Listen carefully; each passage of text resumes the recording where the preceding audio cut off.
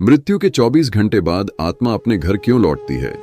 दोस्तों, गरुड़ पुराण में बताया गया है कि जब किसी की मृत्यु होती है तो उसकी आत्मा 24 घंटे बाद अपने घर दोबारा से आती है।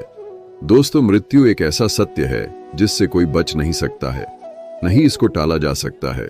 जब किसी की मृत्यु होती है तो उसकी आत्मा भौतिक शरीर से निकलकर सूक्ष्म रूप में उस स्थान पे घूमती रहती है जहां उसने अपने जीवन में अंतिम समय बिताया है, जहां उसकी आत्मा शरीर को त्यागा है, क्योंकि वह अपने सांसारिक मोह माया में उलझा रहता है। दोस्तों, उसे यह आभास नहीं होता है कि वह इस संसार से भौतिक शरीर को त्याग दिया है। आत्मा को अपने प्रियजनों का मोह सताने लगता है, उसका परिजन उसके मन अपने ओर आकर्षित करता रहता है। मित्रों, आत्मा फिर से अपने शरीर में प्रवेश करने की कोशिश करता है। उसे यह आभास नहीं होता है कि वह इस संसार को त्याग दिया है। उसे इस संसार को त्यागना बहुत कष्टदायक होता है। दोस्तों, फिर यमदूत या देवदूत उसके कर्मों के हिसाब से उसकी आत्मा लेने आता है।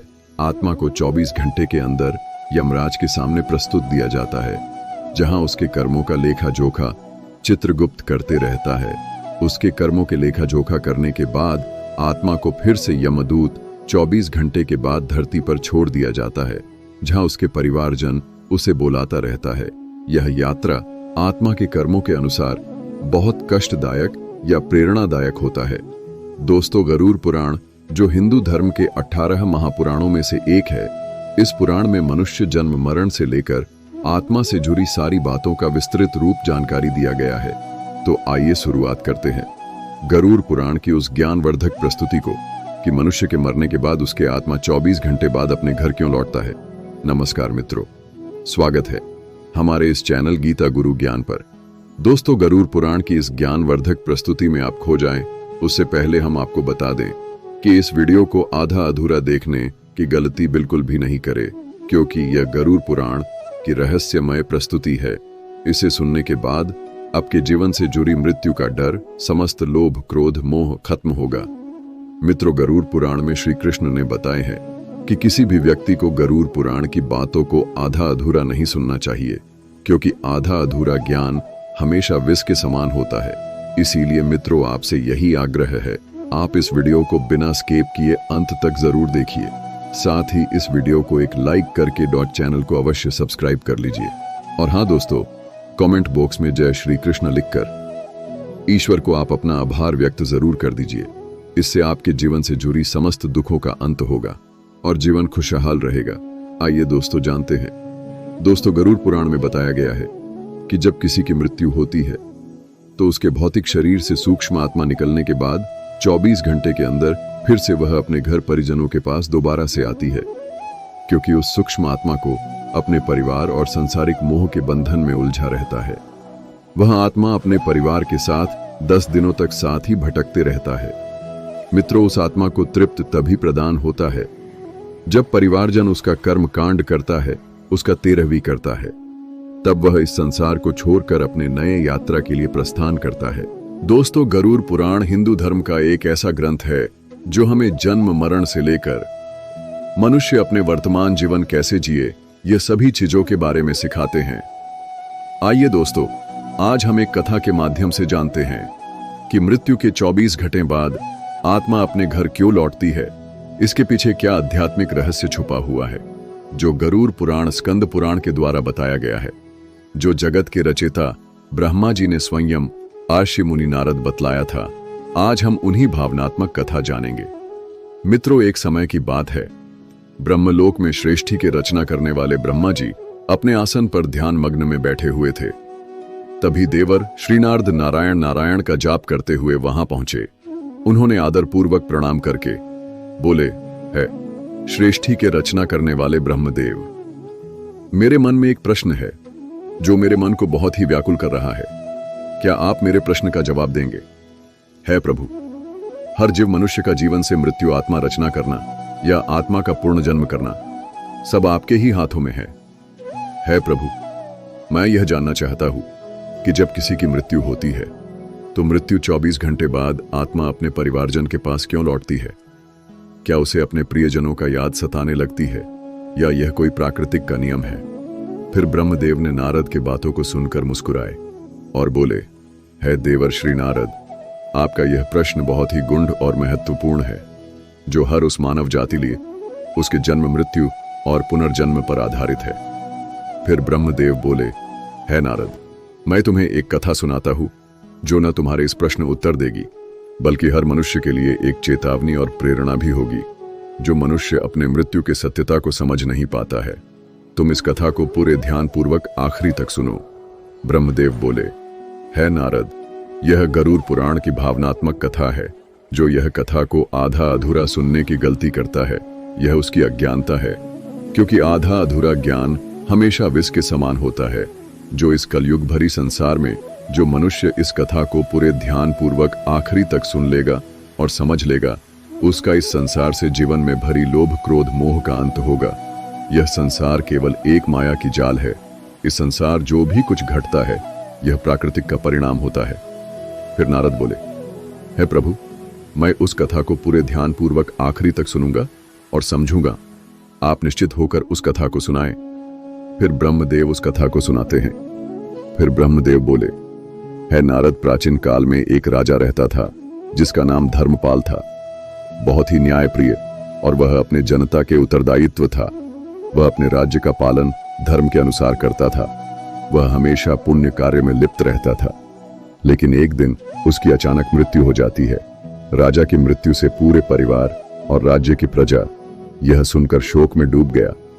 मित्र, राजा की मृत्यु के तुरंत बाद उसकी आत्मा नश्वर शरीर को त्याग कर बाहर निकल जाती है।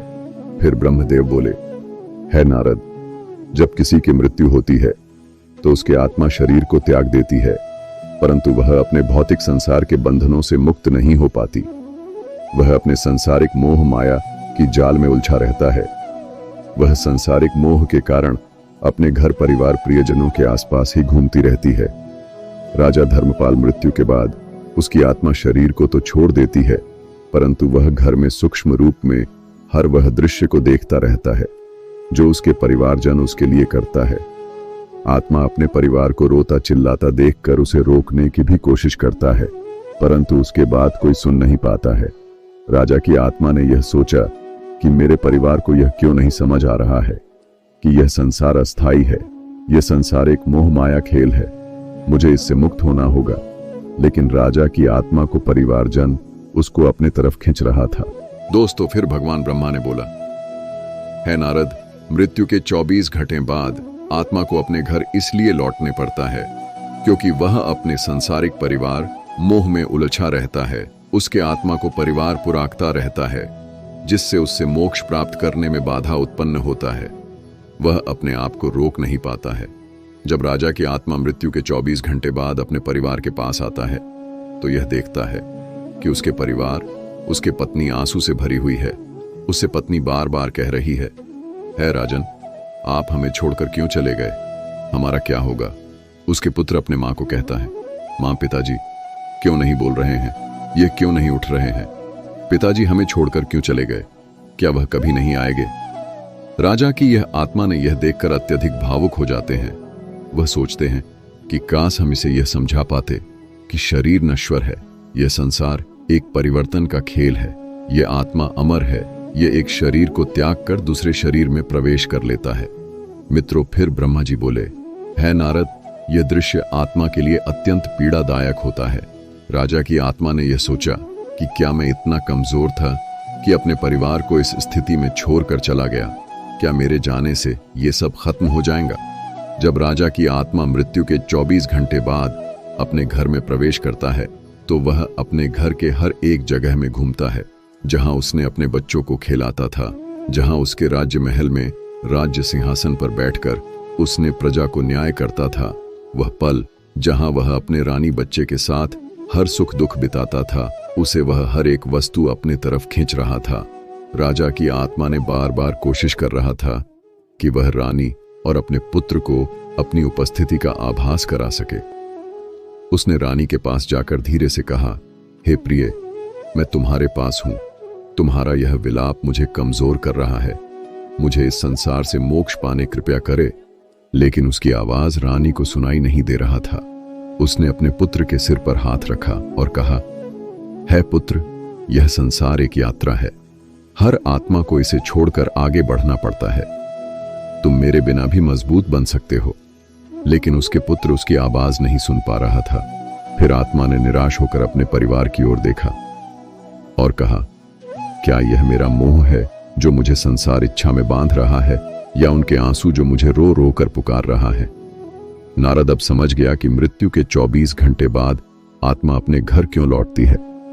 फिर नारद ने भगवान ब्रह्मदेव प्रणाम दिया और तुरंत राजा के राज्य महल में जा पहुंचा, जहां उसके मृत शरीर था, जहां उसकी आत्मा घूम रहा था। नारद को वहां पहुंचने के बाद वातावरण पवित्र और शुद्ध हो गया।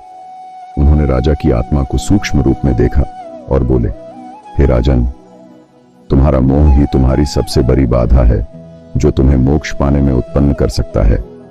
हे राजन, यह संसार एक कर्मों का चक्र है। तुम्हारा शरीर यह नश्वर संसार का हिस्सा नहीं है। तुम्हारी आत्मा को इस मोह को त्याग कर इससे आगे बढ़ना है। लेकिन तुम्हारे प्रियजनों, मोह माया तुम्हें अपने कर्मों से रोक रहा है। फिर नारद ने राजा के परिवार को समझाने के लिए अपनी वीणा उठाई और गरुड़ पुराण की श्लोक समझाने लगा। बोले, हे राजन, आत्मा अमर अजर है। यह न तो मरता नहीं, इसका अंत होता है। यह मनुष्य के मृत्यु के बाद की आत्मा का एक यात्रा है। जिसने इस संसार में जन्म लिया है उसे एक न एक दिन संसार को छोड़कर सभी को जाना है। मृत्यु केवल एक नाटक है। यह आत्मा का मोक्ष पाने की प्रक्रिया है। रानी और राजा के पुत्र ने नारद की बातों को सुनकर कर शांत हुआ। फिर नारद रानी समझाया, हे राजन, तुम्हारा शोक राजा की आत्मा को बाधित कर रहा है। यदि तुम सच में उनसे प्रेम करते हो तो उनके मोक्ष के लिए तुम भगवान की प्रार्थना करो। तुम्हारा यह मोह आत्मा को अपने तरफ खींच रहा है, जहां उसे मोक्ष पाने से संकट का सामना करना पड़ सकता है। राजा धर्मपाल की आत्मा ने नारद मुनि बातों को सुनकर कहा, हे राशि, मुझे अब समझ में आ गया है कि यह संसार एक परिवर्तन का खेल है। मृत्यु केवल एक सांसारिक नाटक है। मेरा आत्मा का उद्देश्य है कि इस मोह से मुक्त होकर ईश्वर की ओर बढ़ना है, ताकि मुझे मोक्ष पाने में बाधा उत्पन्न नहीं हो। लेकिन है अर्षि, मेरे प्रियजनों की आंसू मुझे रोक मोक्ष पाने में रहा है। क्या अब मैं कभी परिवार को देख पाऊंगा? मित्रों, फिर नारद मुनि ने मुस्कुराते हुए कहा, हे राजन, तुमने अपने जीवन में जो प्रेम और आदर कमाया है वह हमेशा इस संसार में तुम्हारे परिवार के साथ रहेगा। तुम उन्हें सूक्ष्म रूप से देख सकते हो, लेकिन अब तुम्हें अपनी यात्रा शुरू करनी होगी। राजा की आत्मा ने अपने परिवार को अंतिम बार देखा। उसने रानी और पुत्र के सिर पर हाथ रखने की कोशिश की, पर वह नहीं हुआ। आत्मा ने कहा, हे प्रिय, तुम्हारे आंसू मुझे रोक रहे थे, लेकिन तुम्हारे मन की शांति मुझे इससे मुक्त कर दिया। मेरा प्रेम हमेशा तुम्हारे साथ रहेगा। अब तुम मुझे विदाई करो। रानी ने रोते हुए कहा, हे स्वामी, मैं अब समझ चुकी हूं कि यह संसार केवल एक अस्थाई पड़ाव है। यह एक परिवर्तन का चक्र है। मैं आपको रोकूंगी नहीं। मैं आपके आत्मा के शांति के लिए ईश्वर से प्रार्थना करूंगी। फिर नारद बोले, हे आत्मा, अब तुम सांसारिक और भौतिक मोह को त्याग कर तुम अपने मोक्ष की यात्रा के लिए प्रस्थान करो। यह शरीर संसार नश्वर अंग है। तुम अब अपने परिवार का मोह को त्याग करो। अब आत्मा नारद की बातों को सुनकर कहा, हे अर्षि, मुझे आपके बातों का ज्ञान प्राप्त हुआ। अब हम यह सांसारिक बंधनों से मुक्त होकर अपने कर्मों का फल भोगने और मोक्ष प्राप्त करने के लिए आगे बढ़ूंगा। आप मुझे आशीर्वाद दो। मित्रों, अब नारद ने राजा के परिवार को समझाया कि, हे राजन, आत्मा के मोक्ष पाने लिए तुम्हें उसका कर्म कांड करना होगा, उसका 13वीं करना होगा, ताकि उससे मोक्ष प्राप्त हो सके, उसे इस संसार से मोक्ष की प्राप्ति हो सके। फिर नारद बोले, हे राजन, उसके शांति के लिए तुम्हें गरुड़ पुराण की पाठ करवाना होगा, पूजा अनुष्ठान करवाना होगा। पिंडदान और श्राद्ध से आत्मा को तृप्ति प्रदान होती है। यह कर्म आत्मा के मोक्ष पाने का रास्ता बनता है, जिससे उसकी आत्मा भटकती नहीं है। मित्रों, राजा कि परिवार ने नारद की बातों को दृढ़ संकल्प किया और राजा की आत्मा के मोक्ष प्रदान करने के लिए उसका श्राद्ध पिंडदान और 13वीं किया, गरुड़ पुराण की पाठ किया, पूजा अनुष्ठान हवन किया। उसके बाद आत्मा घर को छोड़कर यमलोक की यात्रा की ओर प्रस्थान किया। वह हमेशा के लिए परिवार से अलविदा हो गया। दोस्तों, यह कथा हमें यह प्रेरणा देती है कि मृत्यु केवल एक जीवन की यात्रा है। हमारा आत्मा अमर अजर होता है। वह कभी भी नहीं मरता है। मनुष्य की मृत्यु के 24 घंटे बाद आत्मा अपने घर इसलिए लौटती है क्योंकि उसके परिवारजन उसे बुलाता रहता है। परिवार को रोना चिल्लाना उसे बहुत व्याकुल करता रहता है। उसे यह समझना इतना आसान नहीं होता है कि वह इस नश्वर संसार त्याग दिया है। यह समय आत्मा के लिए बहुत ही कष्टदायक होता है। दोस्तों, यह संसार केवल एक परिवर्तन का चक्र है। मित्रों, गरुड़ पुराण हमें सिखाता है यह जीवन हमारे कर्मों का फल है। यह ग्रंथ हमें यह समझने की प्रेरणा देता है हर जीव प्राणी का जीवन नश्वर है। जो मनुष्य जीव प्राणी जन्म लिया है उसे इस संसार से मुक्त होकर ईश्वर में लीन होना है। मित्रों, गरुड़ पुराण हिंदू धर्म के महान ग्रंथ में से एक है। यही हमारे जीवन को सही दिशा में चलने का ज्ञान देता है, जो हमें यह सिखाता है मनुष्य का जन्म मृत्यु केवल सांसारिक बंधन का मोह है। यह ग्रंथ न केवल जीवन और मृत्यु के रहस्यों के बारे में बतलाता है, बल्कि यह भी समझाता है कि मनुष्य अपने जीवन को किस प्रकार सही दिशा में ले जाके जीवन को बेहतरीन बना सकता है। मित्रों, गरुड़ पुराण हिंदू धर्म का वह ग्रंथ है जो मनुष्य के जन्म मरण से लेकर वर्तमान जीवन कैसे जिए इन सभी चीजों के बारे विस्तार बतलाता है।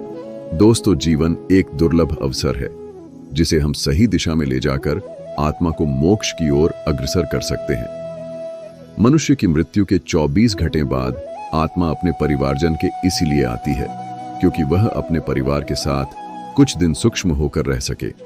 जब आत्मा का 13वीं संस्कार होता है तो वह इस संसार को मुक्त होकर वह अपनी अंतिम यात्रा पर प्रस्थान करता है। धन्यवाद दोस्तों।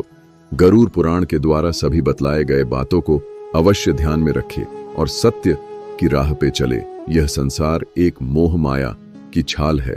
इससे जीवन में होने वाले मुक्ति में बाधा उत्पन्न होता है। आप अपने जीवन को सत्य धर्म की ओर अग्रसर करें जिससे आने वाले जीवन अत्यंत सुखद और प्रेरणादायक हो। और हाँ दोस्तों, वीडियो अच्छा लगा तो इस वीडियो को लाइक करके कमेंट में जय श्री कृष्ण जरूर लिख दीजिए और हमारे इस चैनल गीता गुरु ज्ञान को अवश्य सब्सक्राइब कर लीजिए ताकि हर एक नया वीडियो आप तक तुरंत पहुंचे। धन्यवाद। हर हर महादेव। ओम नमः शिवाय।